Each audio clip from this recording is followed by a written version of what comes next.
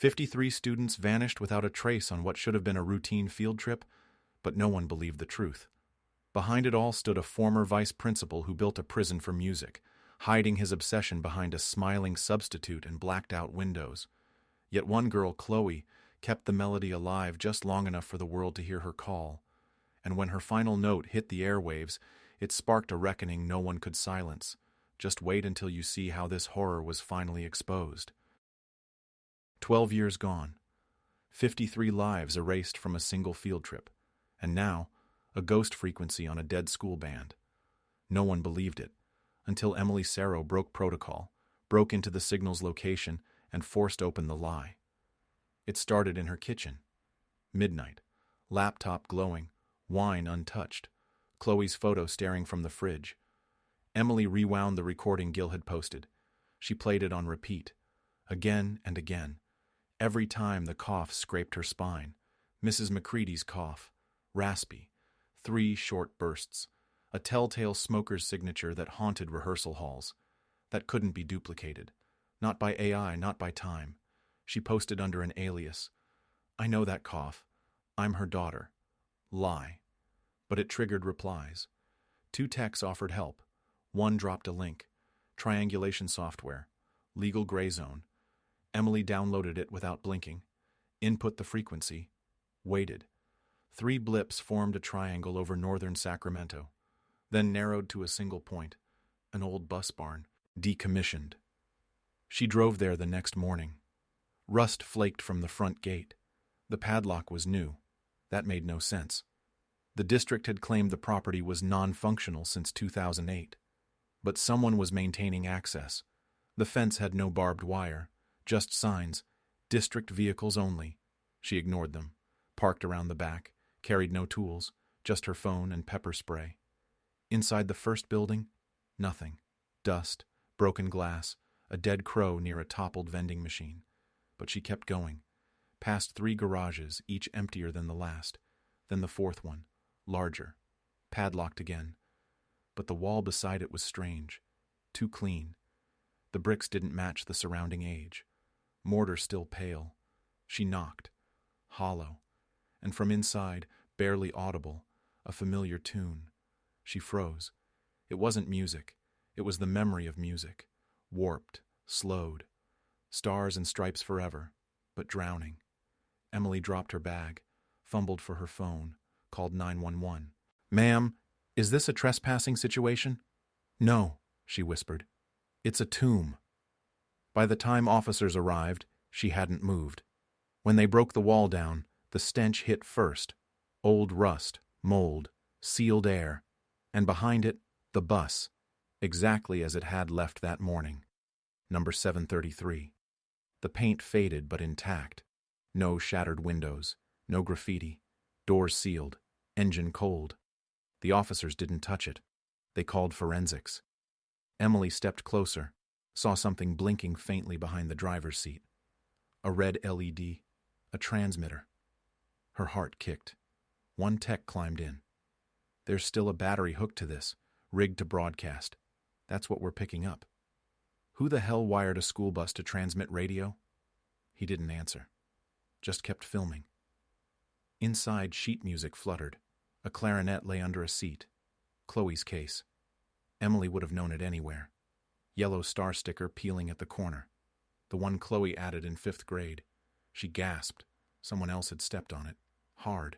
Another tech found a moldy sandwich in a lunchbox. Turkey. Decomposed into paste. But untouched. Expired Gatorade bottles under the seats. Not even opened. It wasn't a picnic. It was a freeze frame. Then one officer pulled something from the driver's visor. A photo. 53 teenagers. Smiling. Holding instruments. Uniforms pressed. The same photo used in every missing poster 12 years ago. But this one had writing on the back. We made it. Written in capital letters. Black marker. Fresh ink. No smudging. That wasn't written 12 years ago, the officer muttered. Emily turned slowly. Then who wrote it? Silence. Behind them, the bus kept humming. The tape looped again. Chloe's solo rose sharp and bright. then fell into static, and someone, deep in the bus, started coughing. 3 short bursts. The forensics team worked in dead silence now, not from respect, but fear. The notebook had changed everything. It wasn't an accident. It wasn't a crash. It was a trap. Detective Ruiz flipped through the rest of the pages. His gloves shook. Page 7. He watches us while we sleep. Said it's part of the program. Page 10. Mason asked where we are. Mr. K smiled and said nowhere good. Page 11. Just a smudge of something dark. Maybe ink. Maybe blood. A rookie officer vomited outside. Another leaned against the hood of the cruiser, shaking. But inside the bus, the signal kept playing. The same march. The same loop. It hadn't stopped in 12 years. "You're saying no one's ever entered this vehicle in over a decade?" Ruiz asked. "We sealed it off and preserved the scene," the tech replied. "No signs of recent intrusion. Dust levels, air quality, all consistent." "Then who turned the transmitter on?" Ruiz snapped. "And why the hell is it warm?" No answer. Another officer flagged them. He'd found something wedged beneath the driver's seat, an ID badge. Laminated, worn. Harold Kim, substitute driver. But the photo was wrong. The man in the picture had no facial hair. The one in the yearbook photo from Mero 7 did. The eyes matched, but the smile was off. Too wide, teeth too perfect, like someone had copied the real Harold, but didn't quite get the details right. Ruiz snatched the badge, flipped it over. A phone number had been written in pen on the back. He dialed it immediately. "Disconnected," the automated voice said. He dialed again. Same result. Then the tech called out, new discovery. In the luggage compartment below the bus, 37 uniform bags, most still zipped, but one had been cut open. Inside, a Lincoln High jacket, and something else. A small plastic recorder. Kid's model. Red buttons. Property of Emma Shaw, written in glitter pen. The tech pressed play. A girl's voice, shaky, whispered, "If you hear this, help us. He says it's our destiny, but he won't let us out. It's been 3 days. We're hungry. We're scared. Please tell my mom I didn't run away."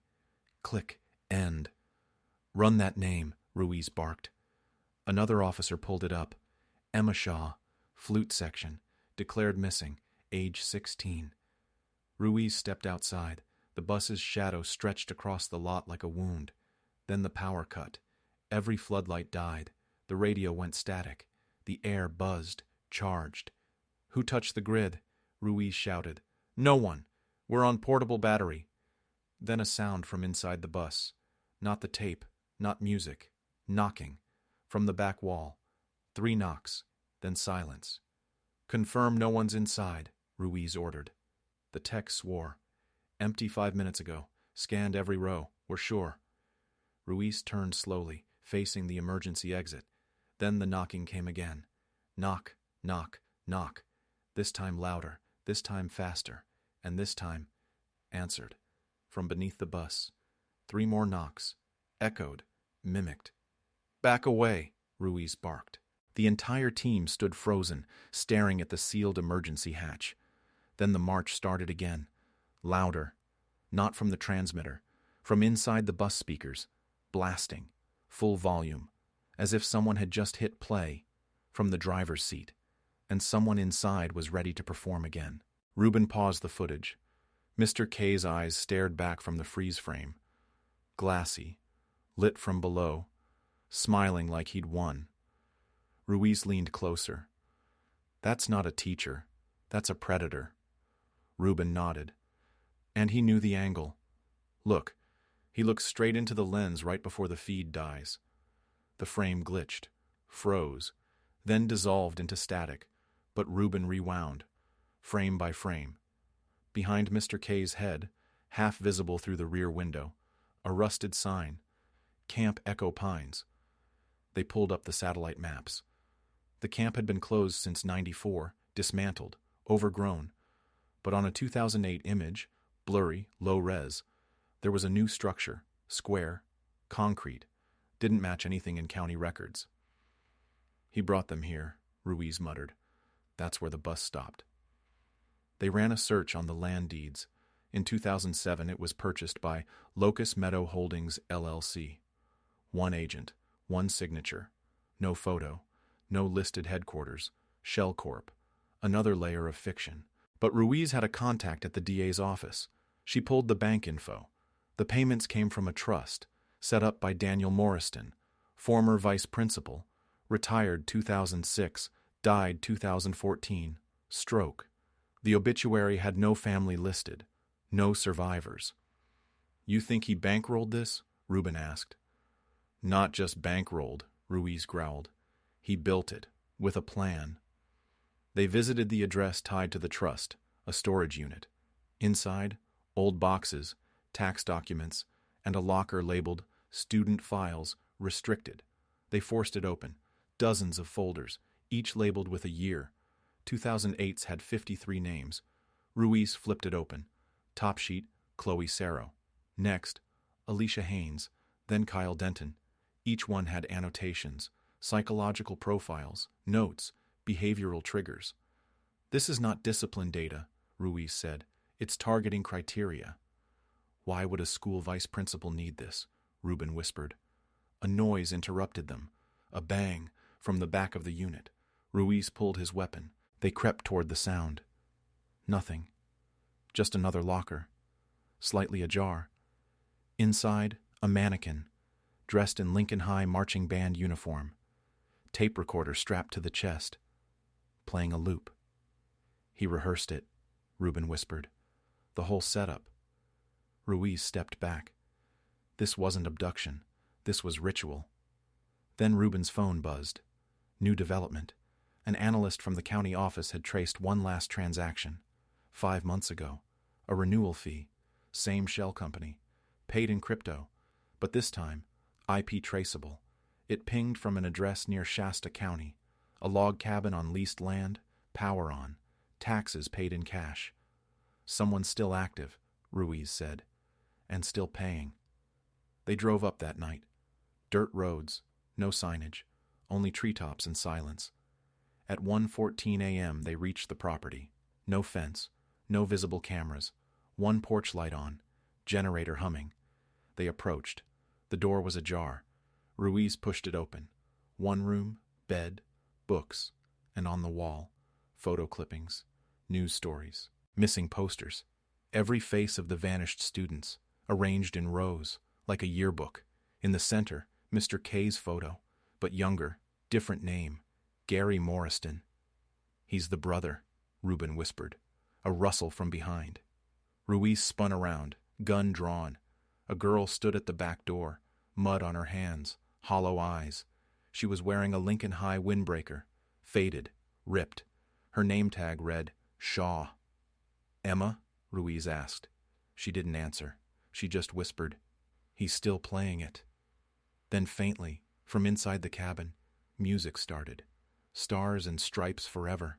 Full volume, as if someone had just hit play. Again. The voice clip detonated across the internet like a flare in midnight sky. Chloe's voice, rasped, strained, unmistakable, was real. Not AI, not archival. "I'm still here," she said. 3 words. One war cry, one impossibility. Forums ignited. Reddit threads exploded.